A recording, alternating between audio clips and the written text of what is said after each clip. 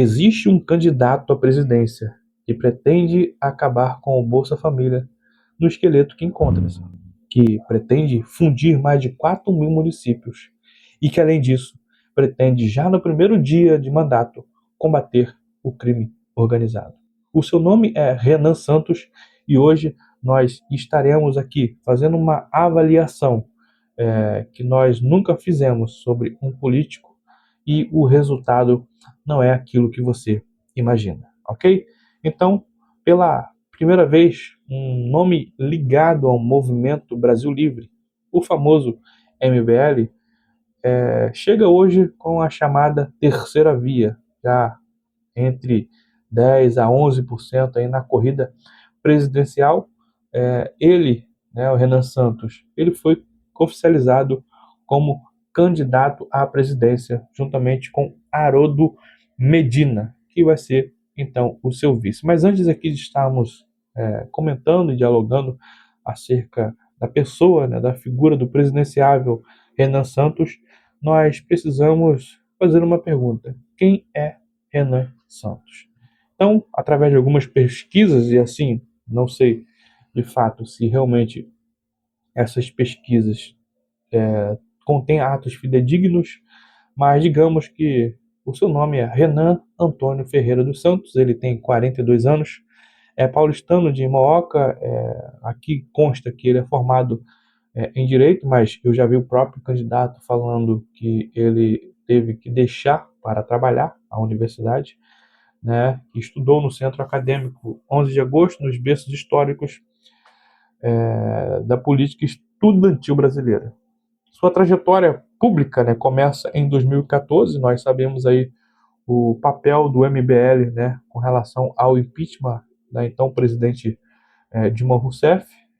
Em 2023, ele funda, né, com um capital político, né, o Partido Missão, fundado por integrantes e apoiadores do MBL, com o registro homologado então no TSE em novembro de 2025, ok?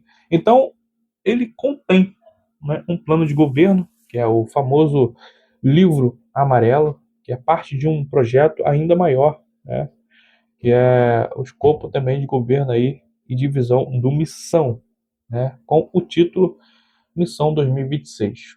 O futuro é glorioso. Com mais de 500 páginas produzidas ao longo de 2 anos e por mais de 200 colaboradores, ele está dividido em 3 blocos. Um chamado Estado Novo, Reforma de Base e País do Futuro. Então aqui eu vou destacar os pontos, né, de maiores impacto aqui para a gente estar realmente analisando este candidato. Na segurança pública, né, é prioridade número 1 desta campanha. A proposta de fato é declarar guerra ao crime organizado. A gente já observou o candidato falando que vai bater de frente aí com a galera do PCC, né, a galera do Comando Vermelho, é a famosa ordem de garantia e lei, né, da ordem e defesa do Estado, e a base jurídica citada é chamado de direito penal do inimigo, uma doutrina que endurece penas e, claro, medidas também preventivas contra integrantes de facções, né? A referência declara que é um modelo de El Salvador. A gente observa que o presidente, então, de Salvador, ele é usado muito como exemplo aí de visão, né, com relação à realidade da segurança pública por Renan Santos. É claro que ele tem a dimensão da complexidade que há no Brasil em comparação com El Salvador, né? Ele também apresenta a reforma administrativa, né, uma proposta mais radical que ele apresenta nesse pacote, é justamente reduzir o número de municípios de 5.570 para 1.600, né?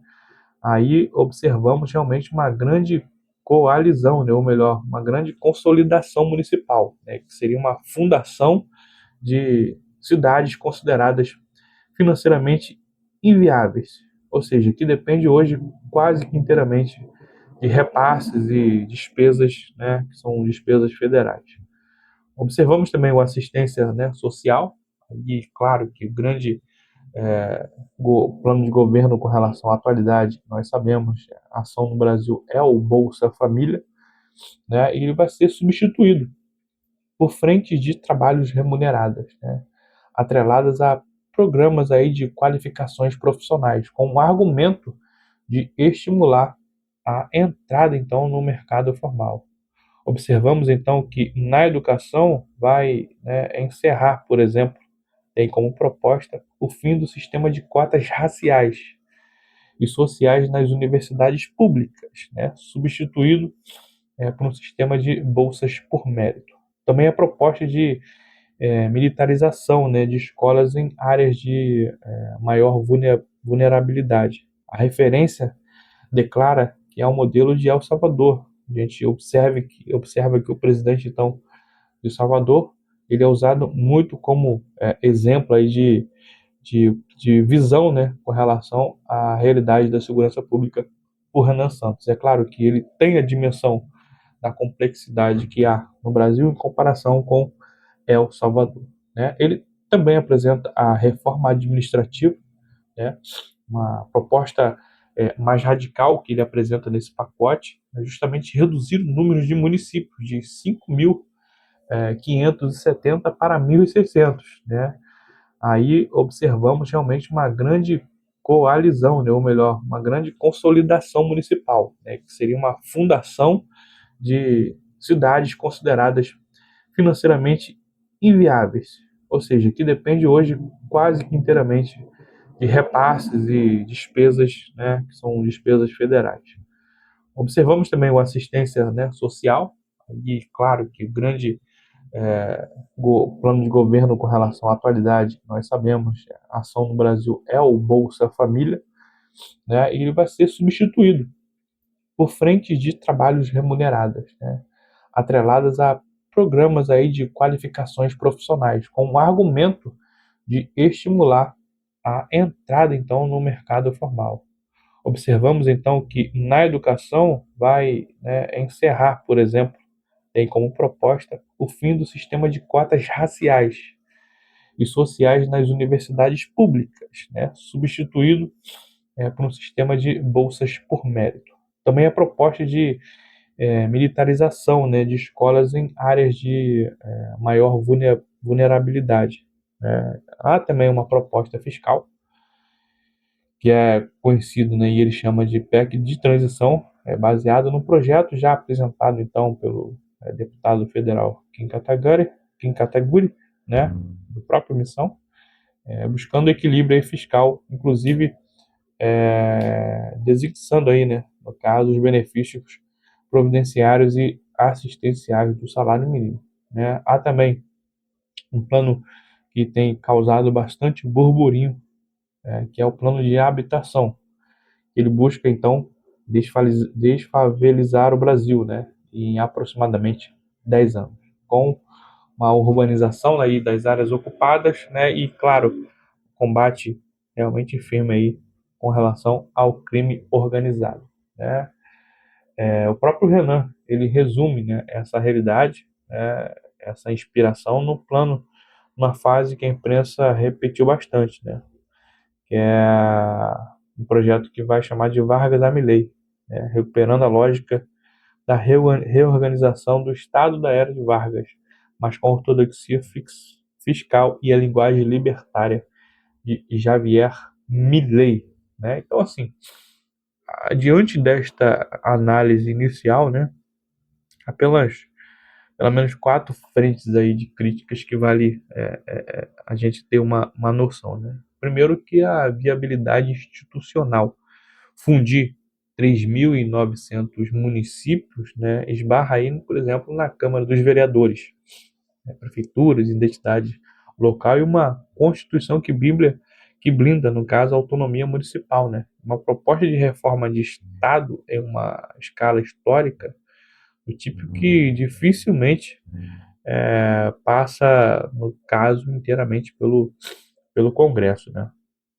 Segundo, que é o direito penal do inimigo, né? É uma doutrina controversa, mesmo dentro do próprio campo jurídico conservador. Críticos apontam é o risco de relativizar garantias processuais, né, concentrar o poder coercitivo do Estado, mesmo quando o objetivo declarado é combater o crime organizado. Então, esse vai ser um dos grandes problemas, né, que o Renan vai realmente ter nesse mandato e combate aí com relação ao crime organizado, né?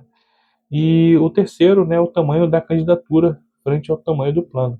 É um projeto de mais de 500 páginas que nós observamos, né, com meta aí de 10 anos, sustentando por uma candidatura que hoje soma entre 3, 6, 11% com relação às pesquisas, uma distância entre a ambição do projeto e a força eleitoral atual, né? Então vale a pena observarmos isso com honestidade. O quarto, o próprio Renan já reconheceu publicamente os limites dos governos anteriores, né? Inclusive criticando o que chamou de resultados medíocres, né?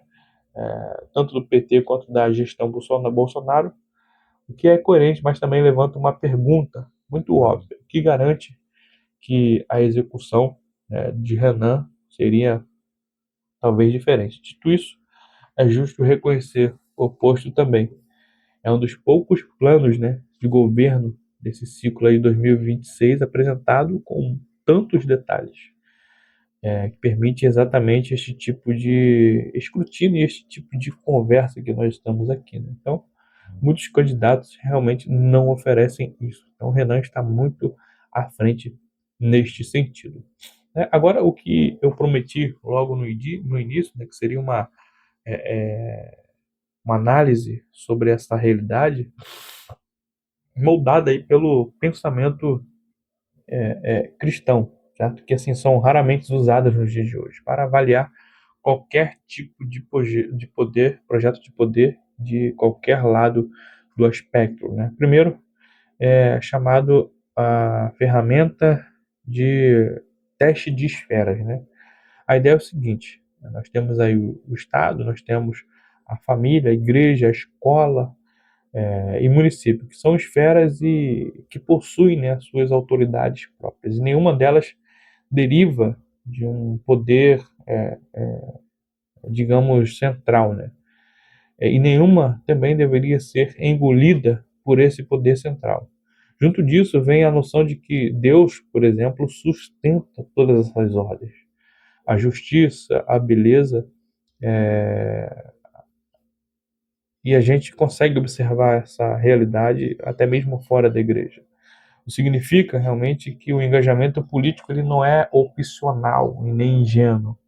É uma forma legítima de cuidar daquilo que é comum com relação a todos. Então, a gente aplicando esse grande teste, né, na grande consolidação municipal, né, o município nessa leitura não é, por exemplo, uma unidade administrativa qualquer. É uma esfera com a sua legitimidade própria, né?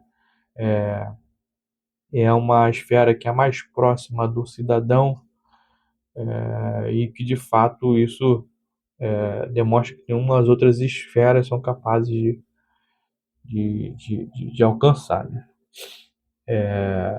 Uma outra realidade, essa fusão em massa, né, decidida de cima para baixo, é exatamente o tipo de movimento que produziria na proposta do Renan uma espécie de desconfiança, né?